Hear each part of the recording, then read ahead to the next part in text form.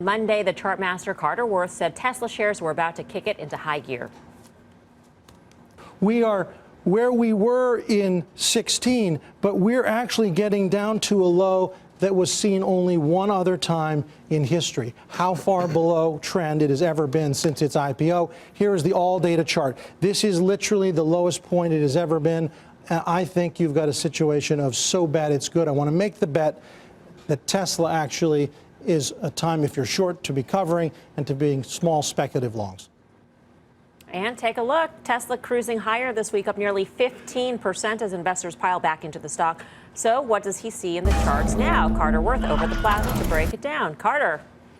Well, to some extent, one could say that sort of the opportunity's come and gone. And obviously, I wouldn't say it is not the opportunity that it was. But let's try to figure it out together. Look, reference points matter. Levels matter. One can see very clearly how well defined these tops are. And one can see very clearly how well defined the bottoms are. And newspapers have been carrying 52-week high and 52-week low columns for centuries.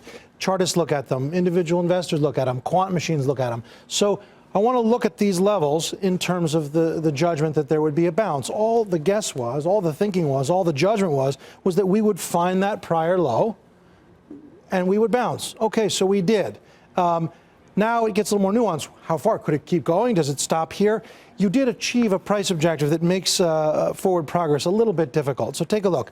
The level from which it broke, this is about the 248, 250 level, and it plunged to 177. And what we did on this move, actual low to high, is almost 19%.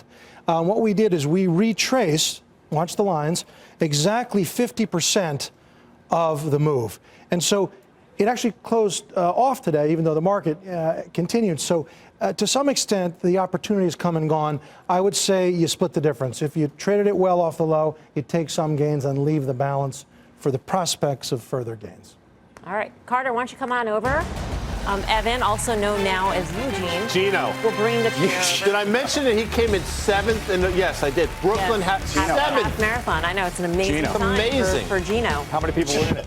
8. Gino, I love that. What's a longer-term prospect for Tesla? Well, that part, we had a good conversation, but nobody seems to know, right? But the issue is this: how about this? Hypothetically, if the market hadn't gone up, would Tesla have gone up? I mean, to some extent, you got the tailwind of the market, right? You have a big market move, and that's a high beta stock, so Tesla bounced presumptively because the market bounced. The reference points notwithstanding, but the reference points were there, and at this point, do you take some profit? Sure. Long-term, Tesla's anybody's guess, and that was the conversation. Right.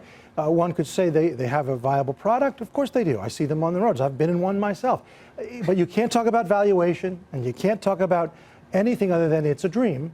Not the cars, they're real. But what ultimately will become of this company is too unknown, and no one can speak on that with authority. There are bears and bulls, and that's what makes a market. So, Carter, this was a relatively short-term call for you. Right. So, is there a chance, though, that we bounce off 180 again? What would you look for as we get down there, and can we redo this trade? So, if you go back to the low, that is not a positive development, right? You want to continue your momentum. So, if and as we revisit the low, back and fill at that low, the presumption is you would break that low. Yeah. Oh, it's good, Tim. Well, first of all, a great call, Carter. I mean, that was, it was basically jumping in there where sentiment was as poor as it's ever been, which he pointed out, and that was part of the reason he went that way. And this week, you also had news on May deliveries. At least you had some estimates at EV News. You had a lot of people saying that actually the S and the X are going to be better than expected. And look, those have been cash cows for the company. Company needs cash.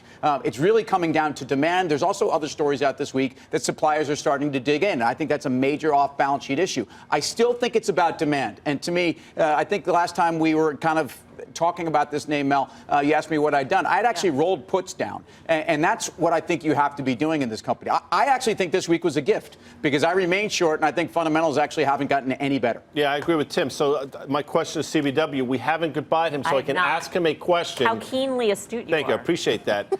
Where would you, in traders' parlance, sell the double? In other words, where would you take this long position? Great initiation at 180. Where would you say, okay, I'm getting out now, I'm getting short? Is there a level that you would do that? Well, if you got back to the level from which it broke, right, that's where there's real overhead supply. So the plunge, the 50% retracement, if you were to go all the way back to 248, 250, frankly, I don't think you can get there. But were you to do that, that would be an epic time to get short again.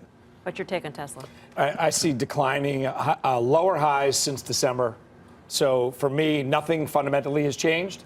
I would look for it to revisit where it just bounced. I'd be a seller still of Tesla. You know what's interesting, Carter, is that when I asked you about the prospects for Tesla, obviously you're a technician, you look at the charts, you brought in the fundamental side of it. If you're just looking at the charts, what would you say the charts point to in terms of the next direction for What Tesla? the charts point to since inception is an epic run-up, and now the beginning of what is an epic collapse.